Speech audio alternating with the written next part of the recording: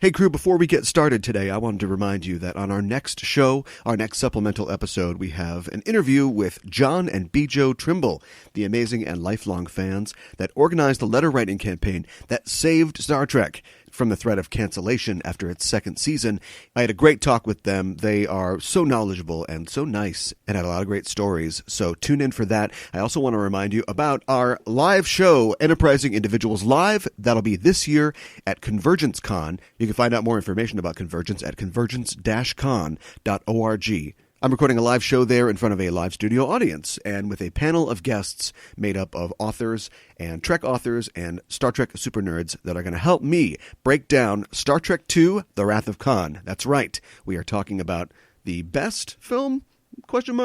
We'll answer that question at the live panel. The answer is yes. Spoilers. Yes, it's the best film in the Star Trek franchise. If you're going to be in the area or at the con, check us out. Again, you can go to convergence-con.org for more information. That'll be on Friday, July 7th at 8:30 p.m. at the con. So check us out. If you're not going to make it, the show will be available in podcast form from our Patreon. If you go to patreon.com/EISTPOD, you can find our Patreon page.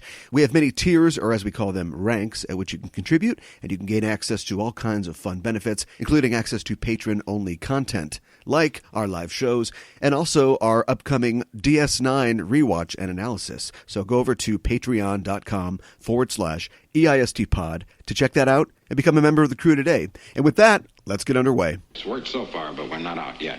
I want to know what you're thinking. There are some things you can't hide. I want to know what you're feeling. Tell me what's on your mind.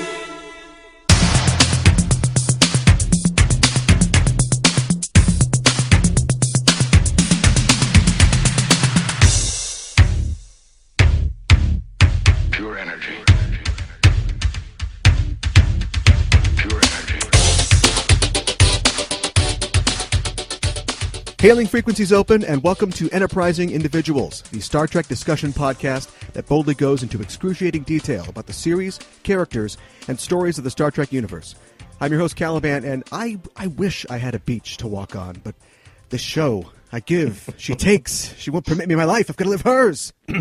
Excuse me.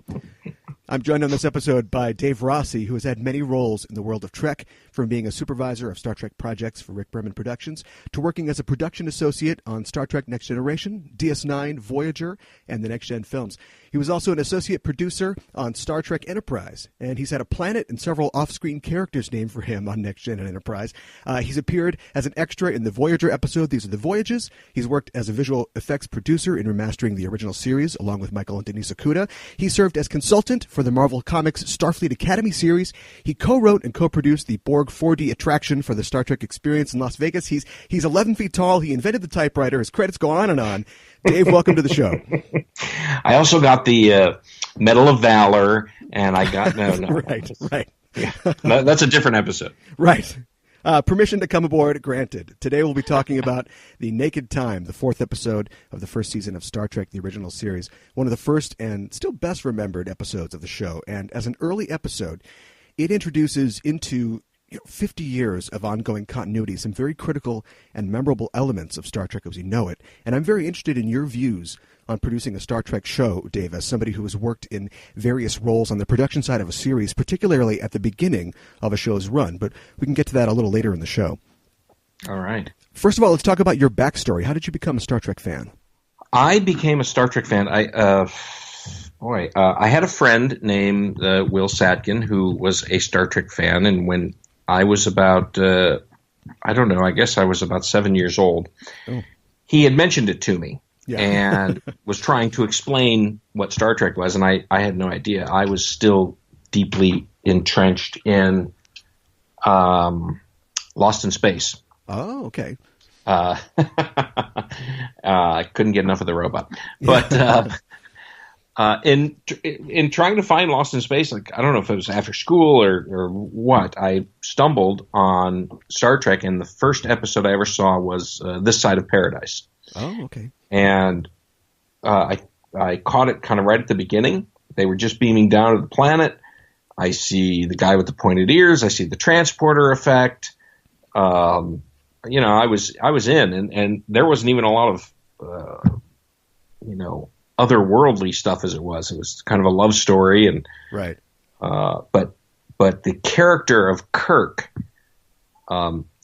just instantly spoke to me for some reason, and that whole scene in the transporter room where he overcomes the effect of the spores was just, I was in from that moment on. I was just like, I cannot get enough of this. How did you get your start working in Trek?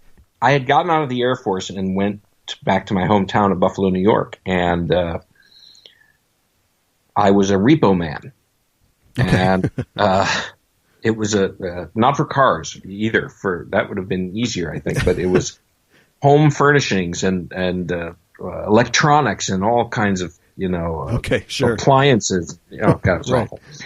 And my dad, who it was later in his life, he received a letter from a guy that said, "Hey, I don't know if you remember me, but we were in 8th grade together and we played baseball.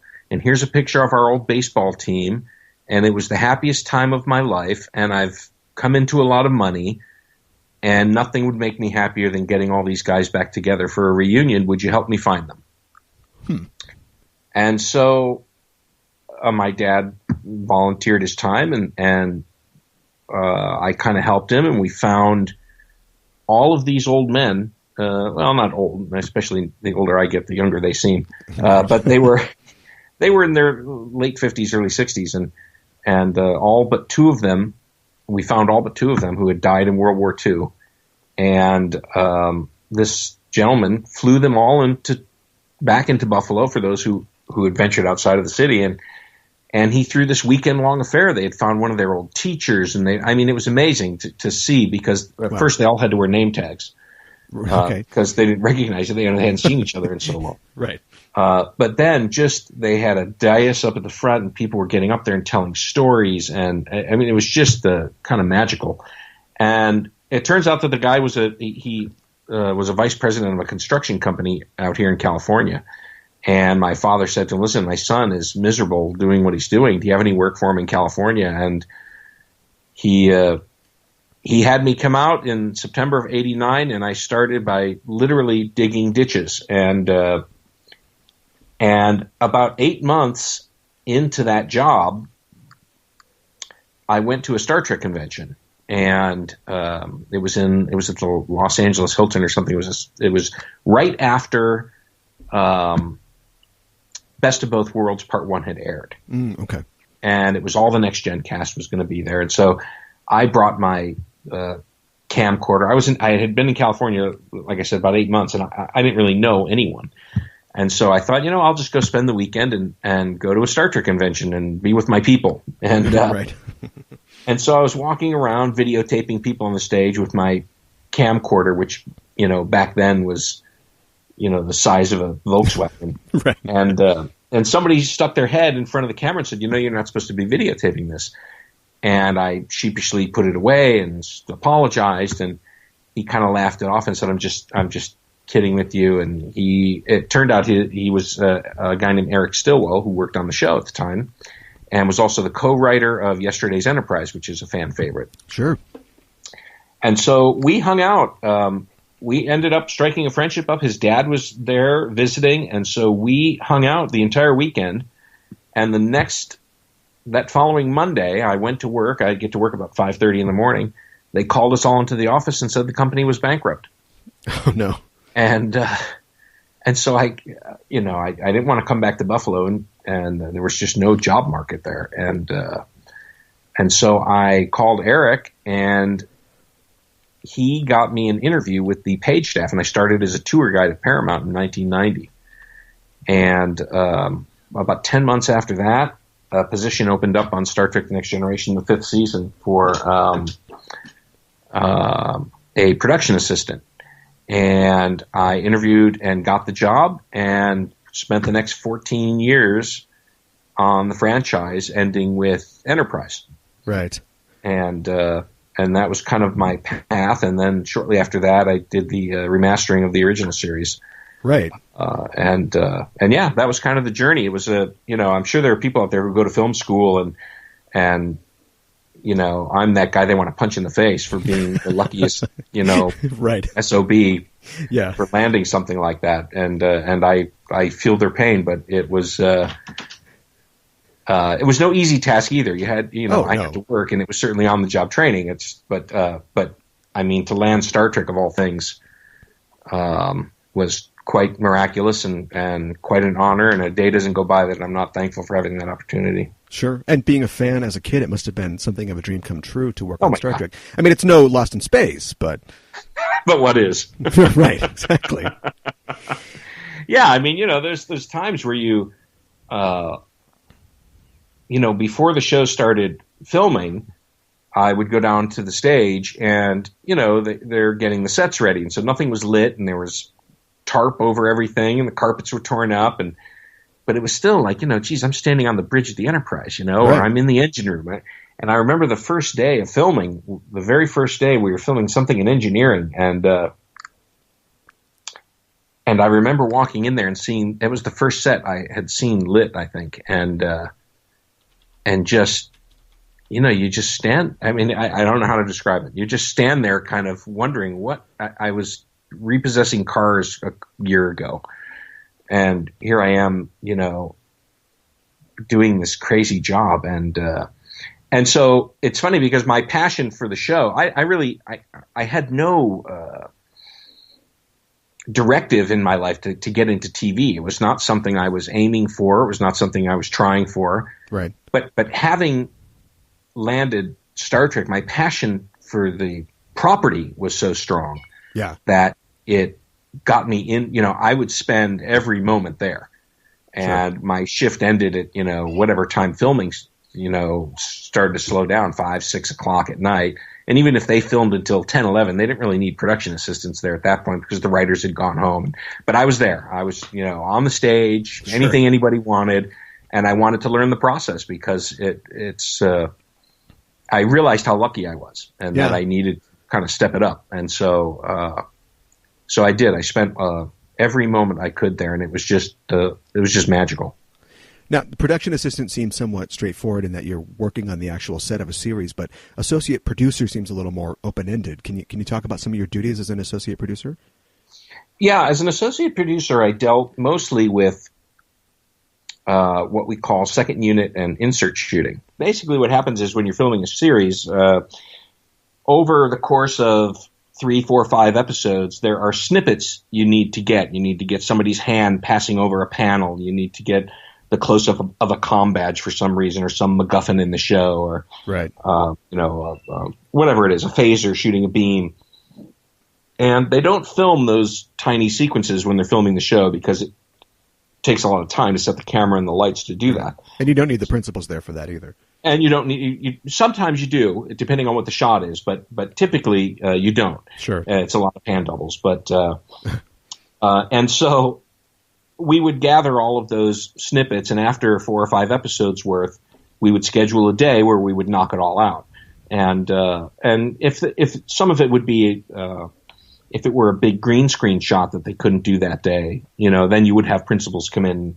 The visual effects team would be there, but that was my function as an associate producer, was to wrangle all the elements needed and all the personnel needed to get those shoots done. Sure. What's Porthos like in real life? That's what I want to know. His favorite bone is the one in my leg. Okay, nice. Hey, I was gonna ask. I noticed that in a bio of you or somewhere, perhaps in your Twitter bio, that you're a gamer. Have you ever played any Star Trek RPGs or video games? I play. It's a crime because I really have not a lot of people play them to play the more intense Star Trek games, but we play a lot of Star Trek Catan in my house. Oh, sure. I play Star Trek Timelines. Yeah. I play. I just learned how to play Star Trek Ascendancy. Have you played that? No. My God, it's only for 3 players, and it's like a risk game in not in mechanic but length. It's okay, sure. It takes 5-6 hours for 3 people to finish the game. But it's really fun, and it's so accurate to Star Trek. I mean, it really is cool how right now they only have 3 races. I think they're coming out with more, but the way the Federation works, the way the Klingons work, and the way the Romulans work are all very indicative of how those species would be in real life. And it's all about exploration and forming treaties, and it really is a lot of fun. Okay, I gotta check that out. Yeah, Star Trek Ascendancy is really fun. I've played. I play a lot of HeroClix. Oh, okay, yeah, which sure. is a DC Marvel game, but they also have an offshoot Star Trek ship combat game. Okay. That I play quite a bit of, and I love gaming, man. You can always hit me up for that. That's great. Well, so we've covered quite a few episodes so far in the podcast, but there's still a lot of classic ones that we haven't hit yet. Beyond this episode being a classic, why did you choose this particular episode to discuss? Something about this episode, it was one of the earlier kind of Kirk moments that it's, again, that, first of all, to see Leonard Nimoy's performance of letting those emotions out, I think is just brilliant. I mean, those are the moments that you die for in this show. I mean, when he lets a little something sneak out, whether it's subtle or gross, it's always wonderful, and he really nails it in this, and gives you kind of the other side of Spock, and early in the series. Yeah.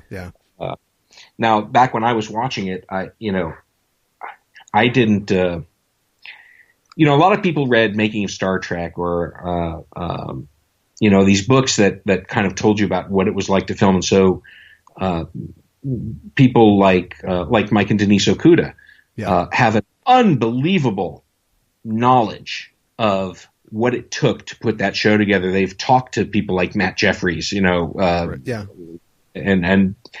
Bob Justman at length about all the different things that went into it.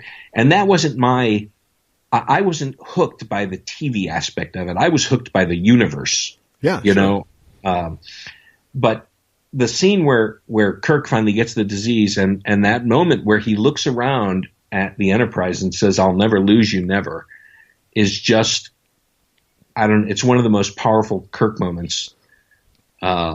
It's where he kind of solidifies that the Enterprise is a character. Yeah. And he has a relationship with that character. And it's interesting because I think that as other shows went on, as Next Gen went on, Voyager, Enterprise, I mean, Deep Space Nine, aside from the Defiant, didn't really have a ship per se, but the ships were never characters like the Enterprise was in the original series. Yeah.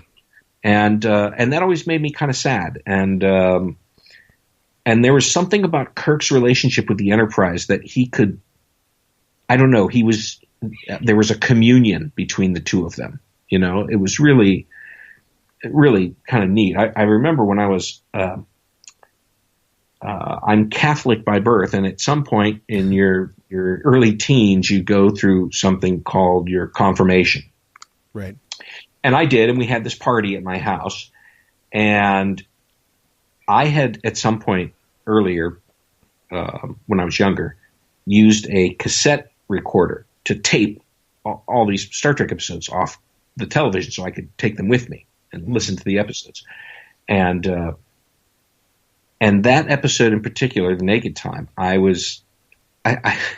don't know. Maybe my dad had given me a little wine or something. I don't remember if I was, but in celebration. But I remember walking around to people and playing that portion for them, that sequence. Of course, they couldn't see it; they could only hear it on a cassette tape.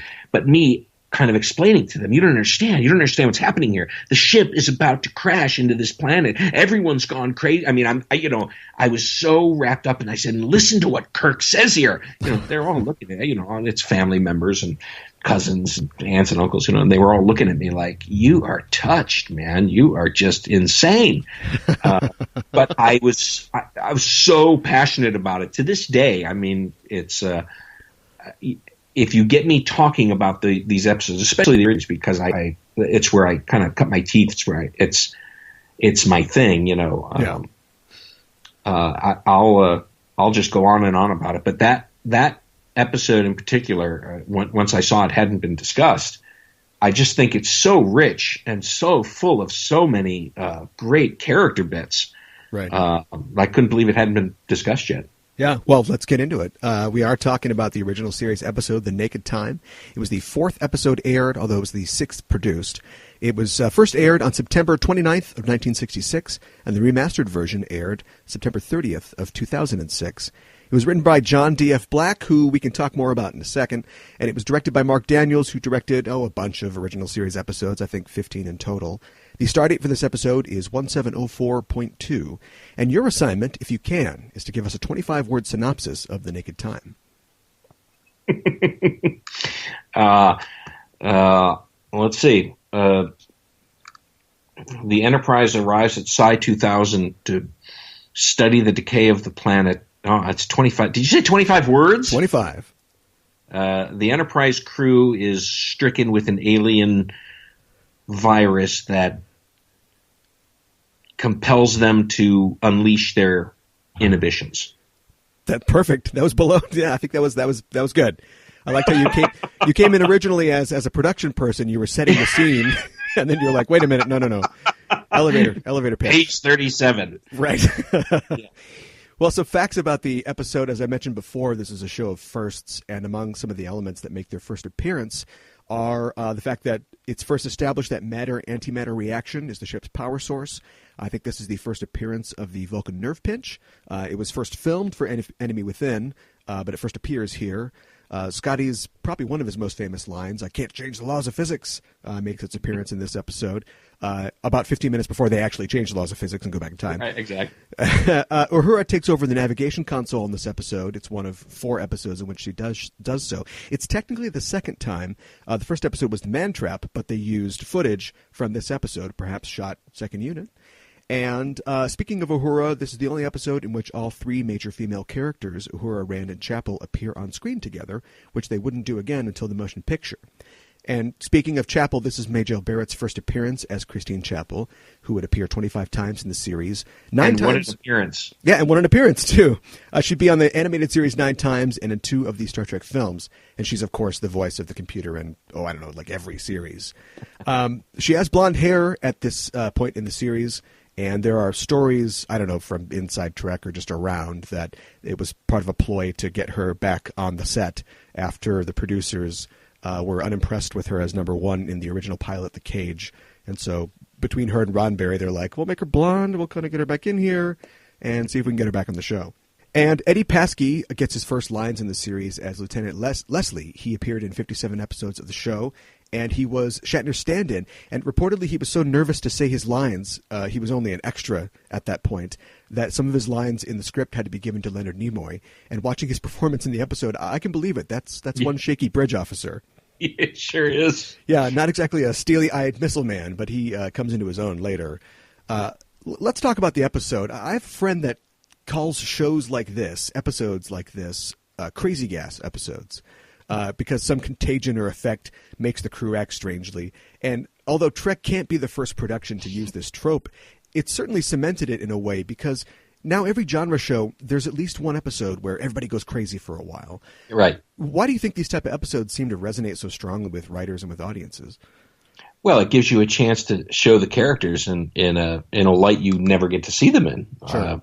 Right, so you get to flop them all on their ear, and that's really juicy storytelling for the writers. But it's also got to be just a delight for actors. Oh yeah, and it's interesting that they kind of went to this so early in the production run. You think normally you get maybe a half season in, we're setting up who everybody is, and now we can kind of shake it up. But this is 4, 5, 6, whatever it is in. Suddenly Spock is crying and Sulu doesn't have a shirt on. And it was, I think it was kind of a risk on the part of the producers to do that.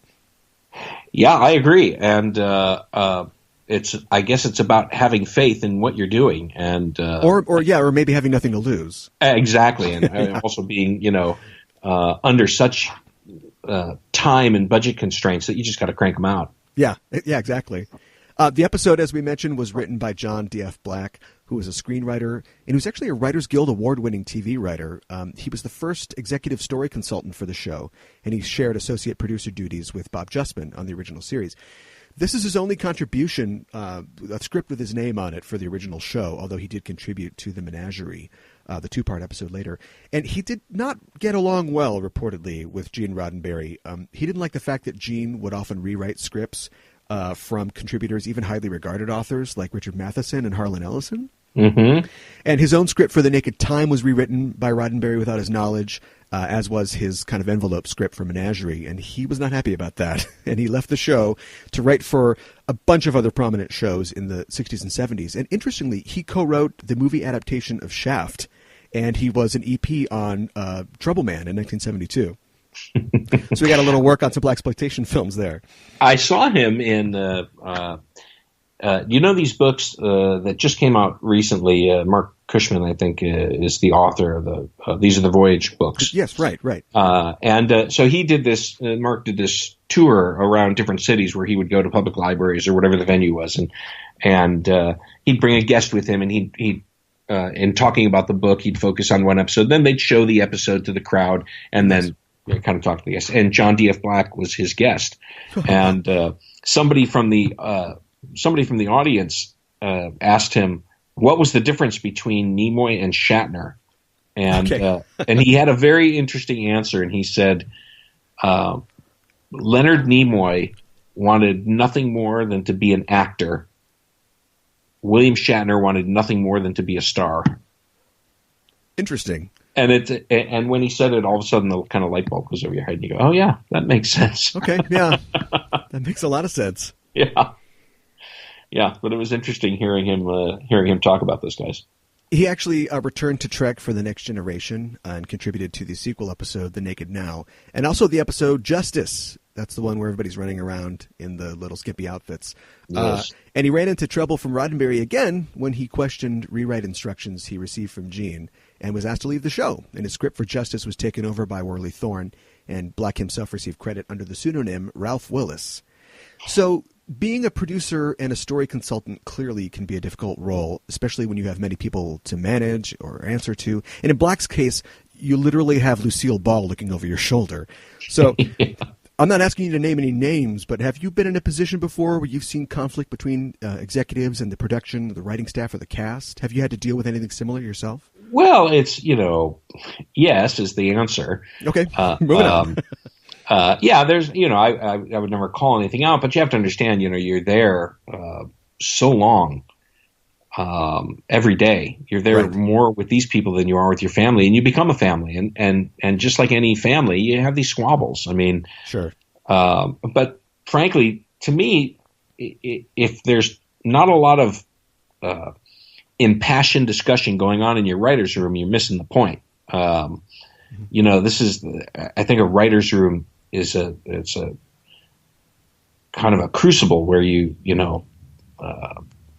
throwing your ideas out, and it's very hard to do because, I've been in writers' rooms before where the writers have been so beaten down that they start, anyone who makes a suggestion starts the suggestion with, well, this is probably a stupid idea, but, and I've also been in writers' rooms where every idea is given ample time to breathe, whether it dies later or not. And so, yes, I've been in situations where it can get nasty sometimes. Sure. And I'd have to imagine that the time pressure in TV is so strong because you're just being, from the production side, just you have to get something out, be it every week or whatever the production schedule is. There's not a lot of time for second guessing. Yeah, it's very unforgiving. Yeah, I'm always amazed at the amount of things that have to happen to bring a single hour of TV to the screen. Going from an idea to a draft to a teleplay, shooting, post-production, et cetera, et cetera. I've heard that many film directors say about their films when they're asked what percentage of their original vision makes it to the screen, they often say 10, maybe 20%. I mean, in your experience, is it the same in television? Are there a lot of ideas and elements and set pieces that are jettisoned or scrapped as time and resources run out, or is everything planned out sort of to the letter and we got to get it done like this? Well, yes, everything is planned out. I mean, when we did our shows, there were 2 production meetings. So the cycle was your show is in pre-production for a week. That's aside from writing. The writing is always being done, but pre-production for a week, production for a week, and then post-production. The editor got a week or maybe a week and a half to edit their episode together, but and then it's in post-production for the next couple of months. But TV is a lot different than motion pictures in that the real power in motion pictures does lie with the director. They're able now, maybe not so much script because that happens a lot beforehand. But if they wanted to get into it, they could, and probably do. But they are the real driving force behind all the decisions that are made. Whereas on a television production, it's the executive producer that drives the show, and these directors are coming in. We had a stable of 15 directors that we'd use across various seasons, and so in pre-production we'd have a pre-production meeting at the beginning of the week. That's every department head, the writer, the director, the producers. We would all get around a table and go through the script page by page, so that every department knew exactly what they needed, and you could head off any trouble there. I mean, there was always a kind of a funny gag in that a script would come in and it would say 10 forward is crowded with 15 people, and we had a producer named David Livingston who was kind of the joke with him was he would by the time you were done with that meeting you had 4 extras crossing in front and back of the camera. But, 15 Romulan warbirds decloak. Can we do 2? Yeah. Exactly. I remember when we did Relics and we were talking about reconstructing the bridge of the Enterprise, and the conversation started. Well, how much would it cost to do the entire Enterprise? And then the construction guys threw out a budget, and then it was, well, how much would it cost to do 3/4? And then they threw out a number, and then it was, well, how much would it cost to do half the? It got down until it was this little pie-shaped piece, one pizza slice, that we could use. But so that's all of those things are determined, hopefully, in the pre-production and production meetings that happen, so that once you're on set, everything just kind of goes. And with Star Trek, starting with the Next Generation on, especially by the time I got there, it was a well-oiled machine. Oh, sure.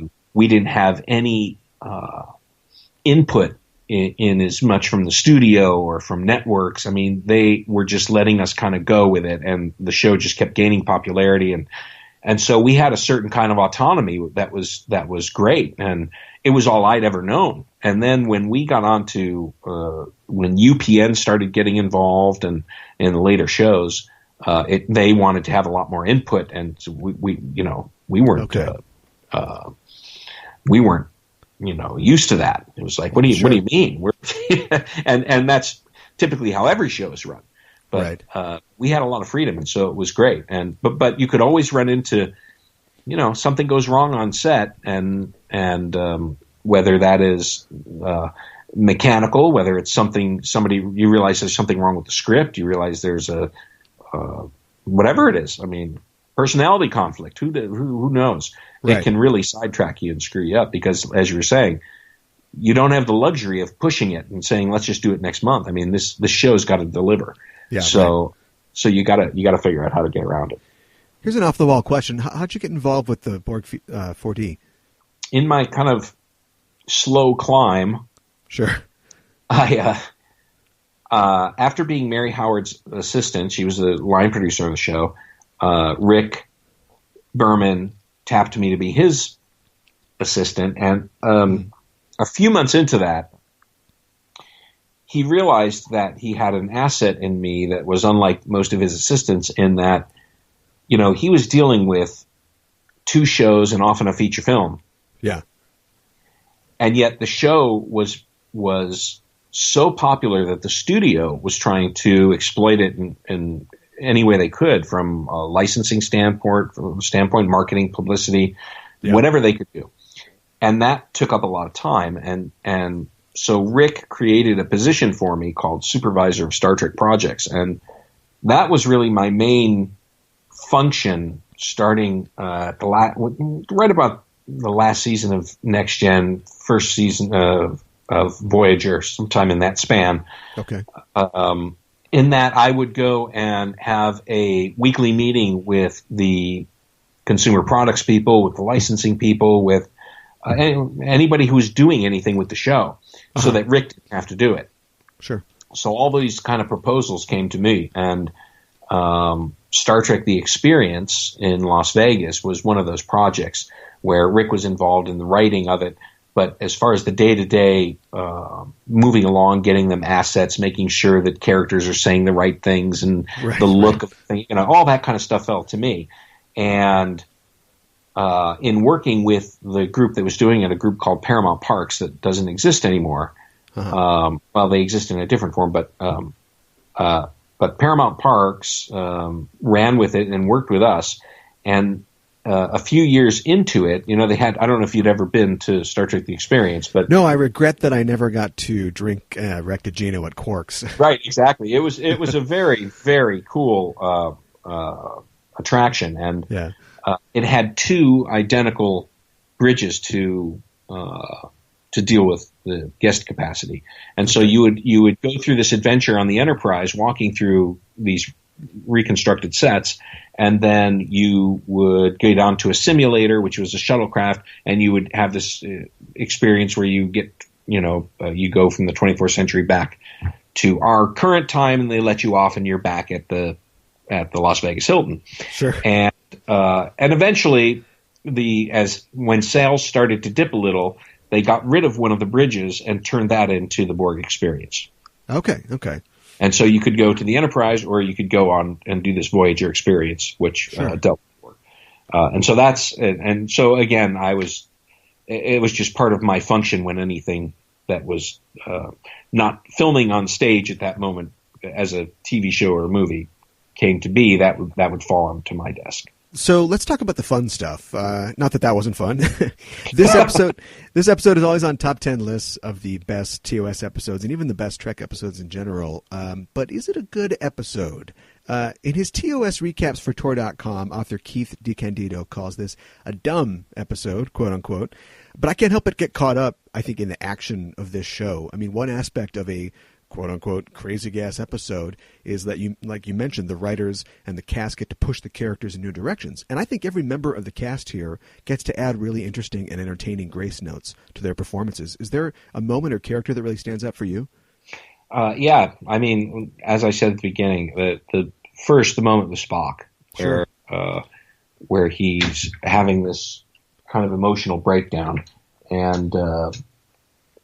and you see that whole human side of him just kind of ooze out onto the table. Yeah. And to date, you're so used to him being this other character, and so that's a powerful moment. And again, then when Kirk realizes he's got it, and he starts, waxing poetic about the Enterprise and what a burden it is to be a captain, and there's this moment, man, when Scotty bursts into the room and Kirk says, "Scotty, help," and he never gets it out. He's just fighting tooth and nail to maintain control. Yeah.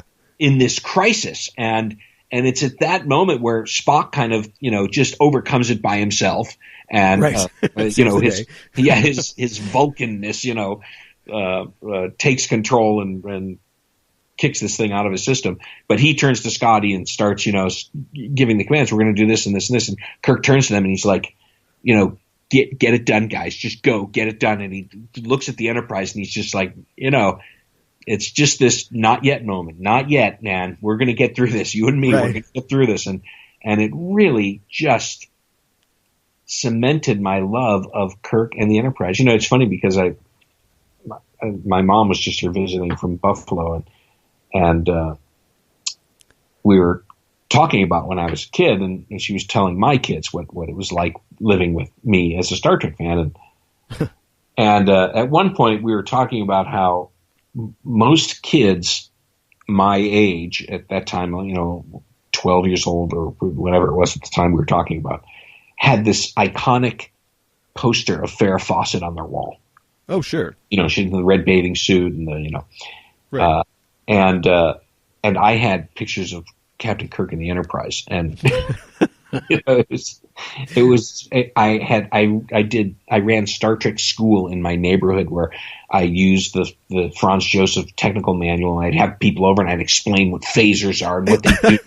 I'd talk about warp drive and then we'd go play Star Trek outside, and I was always Captain Kirk and my friend Will was always Mr. Spock, and we'd make tricorders and stuff. I mean, because they didn't have any toys back then worth anything that, sure. And so I was just consumed. I mean, literally consumed by it. And that episode is one of the episodes and those performances are what helped propel that. Yeah, Shatner is pretty great in that scene, and I think it's the reason or one of the reasons it works so well is that I think even at this early date, we know that stuff is under the surface, sort of his love for the ship and the whole, never going to lose you, that sort of thing. But it's not overplayed. And because he doesn't get sick until the last act, it's not too much. We don't get too much. Right. And of course they shot the enemy within just before, so maybe they figured that was enough ham from Shatner for a while, but, now wait a minute. Who said that this was a stupid episode? Keith DeCandido, the author. Yeah. I'm going to get in touch with him. Nimoy also really stands out in this, and as I agree with you that he plays that scene perfectly. This is, of course, we're talking about the sobbing mathematically scene, I think they call it on the internet. And as the story goes, that scene didn't originally exist in the script, but Nimoy thought that he should have a moment like that for the character. And I guess that Black at the time wasn't really on board as a writer, but eventually they got it worked out, and he wrote like the bare bones of a setup for the scene. And I think at this point in production, they were pretty much out of time. Like everybody was on golden time, or they were at the end of the day. Right. So Nimoy got one shot at it before they wrapped. He got one take, and he kills it. I mean, he's really great. It shows that even at this early point, he had such a strong idea of what this character was. Absolutely. And again, those moments, those tiny little snippets and where Spock is able to kind of unburden himself. And I mean, there's another great moment, not in this episode, but there's a great moment in Requiem for Methuselah at the end of the episode where, Kirk is lamenting the loss of this woman android that he fell in love with, and he's just kicking himself for acting like such a savage and showing our worst face rather than our best face and trying to help her. And he says at some point, "I just wish I could forget," and he falls asleep on his table there. And then McCoy walks in, and McCoy and Spock have this little, McCoy gives this great little speech, and then he says, "Good night, Spock," and he says, "But gee, I wish he could forget her," and he leaves. And Spock is standing there alone, and he walks up to Kirk and he puts his fingers on his head and he just says, "Forget," and that's the end of the episode. Yeah, and that in itself is such a lowering of that character's personal barriers. It's such a powerful moment of friendship and love, and it's just like, wow, to see Spock do little things like that always just I think are always really, really fun. Yeah, it's amazing. We waited long enough. Let's talk about Sulu fencing. Which we couldn't get away from, of course. Takei has said in the past this was his favorite episode. He devoted an entire chapter of his autobiography to the stars to this episode. And from what I understand, Black, the writer, came up with the idea of these scenes where Sulu would run around. And he didn't specify specifically what kind of sword Sulu would have. He figured it would be a samurai sword or maybe a fencing foil. And he let George choose. And George picked a foil, and not what you might think a samurai sword, because he thought by the 23rd century, humanity wouldn't just be, going along these traditional, ethnic lines, supposedly. Right. And I thought that that's another really great example, like Nimoy, of a character understanding this character, or at least understanding the world, knowing where they want this show to go. Absolutely. Yeah. It's funny, though, because I think he had a little... I've worked on stage before. I've seen this in theater. You've probably maybe seen it on a set or behind the scenes, where a character or an actor gets a prop and gets a little too enthusiastic with it. And supposedly he would practice in between takes, and he'd be running around and taking pokes at the cast and the crew. And the story goes that eventually the crew got together and buttonholed Roddenberry and were like, "Look, if you ever give George a sword again, we all walk. Like, it's over. We're out of here." So he seemed to really enjoy his time with the sword, and that comes through, I think, on the screen. And supposedly Mark Daniels, the director, had met with Takei and decided that he was going to do the whole scene shirtless, running around without a shirt on. Mm-hmm. And so George disappeared for the next 3 days, and he was just doing push-ups like constantly in his trailer, just getting ready to shoot this scene. But it worked because he looks great. It works really well, and it's also, again, it's it's the same with Riley, who it's a real shame that Riley wasn't in more episodes. Yeah, Bruce Hyde playing Riley. Yeah. Than the couple he was in, because what a great character. And again, it's a testament to the writing of these shows. I mean, as obviously as well as the performances, but the writing of these shows gave these people who, I mean, that's the first time you meet Riley and you fall in love with the guy. Right. You just like, he's a real guy. You care about him. You're concerned for his well-being. I mean, even the guy who plays Joe Tormolin gives a great performance, and all of these guys, when they're going down this path, it's they all get this moment of that they're able to revel in this character piece, and you love every one of them. Yeah, and Tormolin is interesting as well, just sort of his short character arc, because he was, and I should mention he's played by Stuart Moss, because he is depressed, or he's sort of a latent depressive, and this Psi 2000 virus kind of magnifies how he feels. But what he expresses is interesting, just the idea that it's sort of the anti-pioneer spirit. Like, what are we doing out here? Like, we're good? Spitting in the face of God. Yeah, what could we do? Exactly. Which is so opposite to the whole... the opening that Black helped write with Roddenberry, to seek out new life and civilizations. And he's like, what are we doing? This is crazy. Yeah.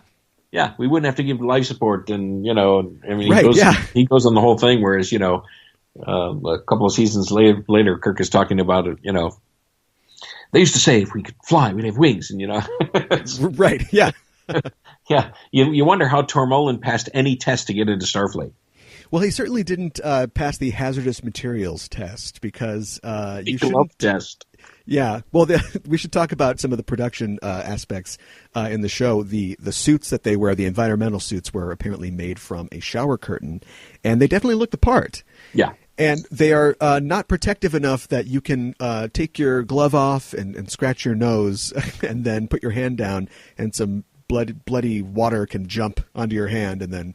that's bad news there. So their containment procedures are not that great. Yeah, that's if you were going to say that the show is stupid, that's the stupid part of the show. Yeah, that does stretch disbelief a little bit. Something else that stretches disbelief is the mannequin prop. Right. That is supposed to be the dead woman in the research lab, and I'm sure it's cheaper than a day rate for an extra, but it looks pretty bad. You think and it's not just the remaster. I mean, they could have put some more fake snow or some styrofoam ice over it or something like that. But it's just like a Macy's mannequin lying there. It does look like a mannequin. It's pretty bad. Supposedly, Bob Justman took that prop and put it in his office to scare people. He had that and the salt creature and a couple Gorn costumes, I guess, in his office there. Yeah, recently, David Goodman wrote a book called The Autobiography of James T. Kirk, and we had I had brought him to CBS about the book, and I said to him as he was writing it, he let me look at an early draft, and I said, "Hey, when you get to Psi 2000, can I be the guy who turned off the life support and jumped in the shower?" And he said, "Yeah, sure." So now there's this entry in the book where crewman Rossi was the guy that in the book. Right. In the book, after they go through the time warp, David finishes the thought and says, "So," and Kirk is saying, "So we zipped back to Psi 2000 and saved everybody. We got there just as the disease was taking effect, and crewman Rossi had just turned off the life support. I had to stun him myself." That's great. Yeah, Psi 2000 has got to be the best planet name ever. But I'm trying to still figure out what's going on with this planet. They're a little fast and loose with the science in the early episodes. And supposedly this planet is collapsing because of some great gravitational fluctuations. Yes. I think today, I know in the updated one, they sort of changed it to like a star, which is a little more believable that these high gravity fields from the star could affect these water molecules. But as far as Psi 2000 goes, and they say this specifically in the episode, that it's a planet that's Earth-like or a lot like Earth, and it puts me in the mind of all the planets they'd pull up to in the original series that are like, my God, Spock, it's just like Earth. And there you see North America. There must have been like 5 or 6 planets that were just somehow counter Earths. And I'm sure that was to save a little money, but you couldn't just put like a cloudy red planet or a purple planet there instead. Every week they're pulling up to some other Earth. It's like, it's just like Earth. Yeah. Well, the universe turns out to have a striking similarity in its mechanics. Amount of Earths, yeah. This, just with everything going on, I think this is probably the most animated GIFable episode, with all the slapping between Kirk and Spock and the fencing and the mathematical sobbing. It's a pretty funny episode. Did you have a favorite joke or a comedy bit from the episode? I think when Sulu gets onto the bridge and Uhura says, "Sorry, neither." For the fair maiden comment. Yeah, for the fair maiden. I like that. It's another great little grace note for a character for Uhura as well. Yeah. And all those, I mean, anything with Riley was, there'll be no ice cream for you tonight. I mean, all that stuff was good. But it's interesting that when I went to this Cushman thing and I had my kids with me and they were showing that episode on the screen, and the place had, I don't know, 60, 70 people in it, and you got to think they're all Star Trek fans. You're there to see a guy talk about the making of a Star Trek series, and John D.F. Black is going to be the guest, and they're going to show this episode. And the amount of laughter happened during that episode when it, to me, was really inappropriate. Okay. Well, it kind of shocked me. And so the next day on Twitter, I mentioned something about it, and somebody kind of fired back at me and said, well, you be a fan the way you're a fan, and we'll be a fan the way we're a fan. If we want to laugh at it, we can laugh at it. And I'm like, yeah, when Spock is having his meltdown, I don't know, where's the humor? Yeah. What's the funny part of that? I don't know. Certainly in the context of the episode, yeah. Yeah, it really struck me. Look, I get that, Shatner's acting technique can sometimes blow up the scenery around him, but right.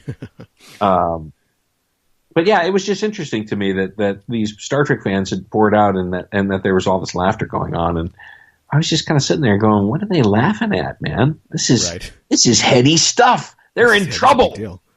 Right. Speaking of Shatner, I think my favorite part is he spends. It's weird who gets affected and who doesn't, because it's supposedly through sweat. Yeah, and Sulu bodily grabs Uhura, and she's not affected, at least appreciably. But the whole time, Kirk and Uhura, he's telling her, "I've got to find Spock." Then he finally runs down to like the briefing room, and he's found her. And Uhura calls him on the comm, and she's like, "Have you found Mr.?" He's like, "Yes, I found Mr. Spock. I'm talking to Mr. Spock." Yeah. I guess this episode would be considered a bottle show. I mean, it takes place mostly on the ship, and there's no real guest stars or anything like that. Is this, in your opinion, a bottle show from a production side? Absolutely. Yeah. Absolutely. I think the episode order in the original series is kind of wonky, because a lot of the episodes air out of order, not only of production, but even in their intended order of continuity. Like the Man Trap was the first broadcast episode, but it's not a bad intro to the series, but it's not the actual pilot or the second pilot. And I take it that even modern series probably struggle with this sometimes, but would you say there's a more of a focus on continuity now, just with fans being more plugged in? Yes, there is. And especially, I think, I don't know, I guess it might be The Sopranos that kind of kicked off, the season-long arc. Right. For a show. And a lot of shows now, that's how you want to watch them, right? I mean, that's right. That's the real meat when you're watching these shows. And so, things like, I guess you could say the X-Files did it too, to a certain extent, but they had a lot of standalone episodes. But yeah, I think today there's much more of a need for continuity, and part of that might be that it's a syndication game as well. Yeah, and physical media, streaming, and all that stuff too. Exactly, just the way people consume their media now. I mean, people like to binge right on shows now, and so there's a that's a new form of storytelling as far as TV goes. And even when we did things like, I remember having a conversation, I think it was about Voyager. We were doing maybe Year of Hell or something, and we talked about what if we left the Voyager, badly beat up for the rest of the season, and it slowly gets repaired, as we keep going. So it's not such a hard reset button that we hit, and the answer came down to syndication. And It was like, no, because these are as standalone episodes. If you tune in one week and all of a sudden the Voyager is just trashed, you're going to wonder why, and there's no reason for it. Right. That's interesting, because I think that myself included, but a lot of fans think that is one of the problems of the show, just sort of because the pitch, the premise was that they're out there, it's going to be hard scrabble, they're in the middle of nowhere, and then every week a shuttlecraft blows up, where they're getting more shuttlecrafts, and the whole resource game was never a big part of it. Exactly. Yeah. This episode was also originally planned to be a two-parter, with the Enterprise actually traveling farther back in time. They do invent time travel at the end of this episode, and I think that second half was eventually reworked as Tomorrow is Yesterday. But we leave the crew at the end having found a workable form of time travel, which of course will feature in later episodes of every version of Trek. I think probably most notoriously in Star Trek IV. Right. Which is still, I think, adjusted for inflation, the most successful Star Trek movie. I don't know. Maybe the 2009 beat that. I'm not sure. Yeah, I'm not sure. What do you think of the new universe? I was going to ask you that, but I'll answer first. I was just talking to Alan Gratz, an author who was another guest on the show, and we were talking about the fact that it might be good in some way. It might really please or service a particular audience, but I spent the first two movies kind of with my arms too tightly crossed and my lower lip stuck out that I could really enjoy it all that much. And it wasn't until this third film that I really started to kind of get into it. And I'm not sure if it's because they finally got out of their system trying to redo Wrath of Khan or whatever has come in the movies before, but I thought that Star Trek Beyond was fun, very light, like light as air, but a kind of nice, you did a nice Star Trek, you're doing Star Trek drag. It's like an action movie that has elements of Star Trek. It doesn't deliver what we really want from the show or from the original movies. Right. But the first two, not so much. Yeah, I have found that, and I see the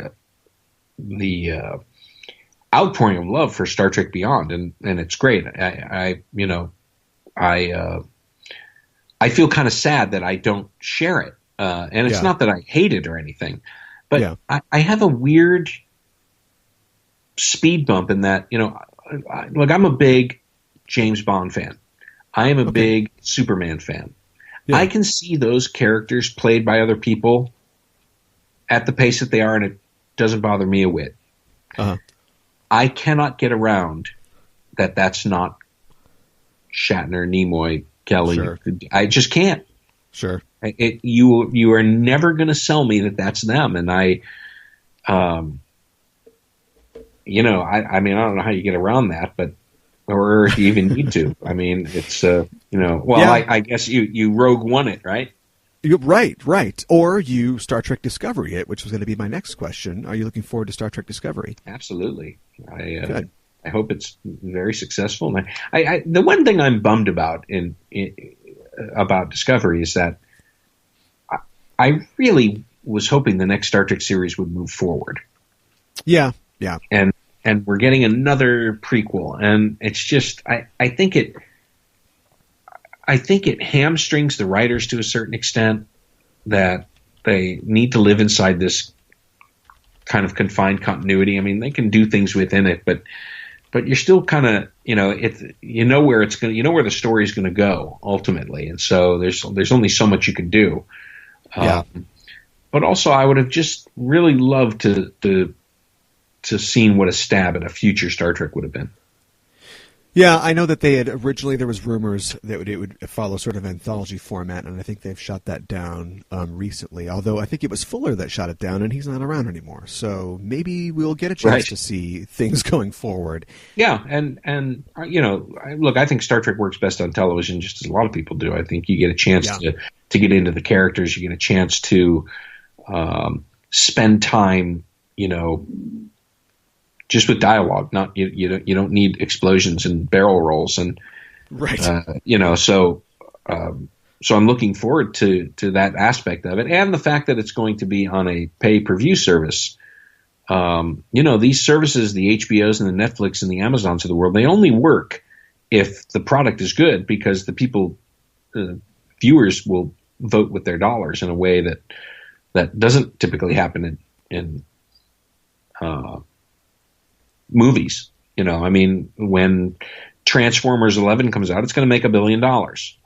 Right. It's just the way that it goes.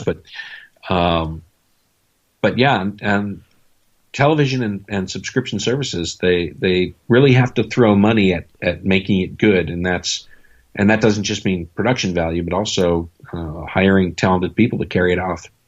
Yeah. That's an interesting perspective, because I know a lot of people who are dismayed that it'll be on a pay service, but having it on a pay service like that's a good point, that you get direct, like, monetary feedback, like who's watching, because people have specifically come and paid money to see your thing. Yeah, and if you want more to come, it's got to be good week to week.